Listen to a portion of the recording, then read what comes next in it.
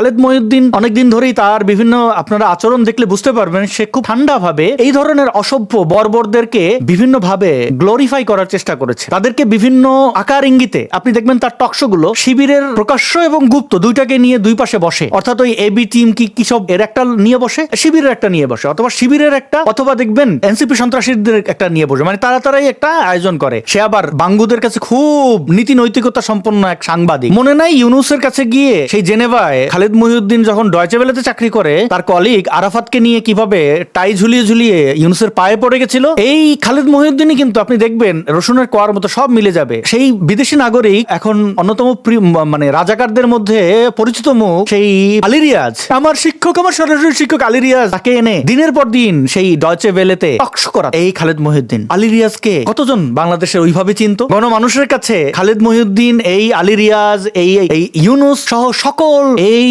Deep স্টেটের চক্রান্তকারীদেরকে কিন্তু glorification দিয়েছে খালেদ মহিউদ্দিন। আজকে এখন এই রাজাকারের বাচ্চা, এই ধরনের অসভ্য বর্বরদেরকেও কিন্তু সে এসে মেইন স্ট্রিমে নেওয়ার চেষ্টা করছে। এবং এই খালেদ মহিউদ্দিনের পরে কিন্তু এই বেয়াদব, যার মুখ থেকে সাউয়া, খানকির পোলা এই ধরনের শব্দ বের হওয়া, এই ছেলেকে নিয়ে টকশো করার। এবং পাশে দেখেন না মাসুদ কামাল। আমি বুঝি না বাংলাদেশের সাংবাদিকদের লাজ লজ্জা বলে কিছু নাই, কার সাথে বসে সেই ন্যূনতম রুচিবোধটুকু নাই। মাসুদ কামাল গিয়ে ওখানে বসে পড়েছে।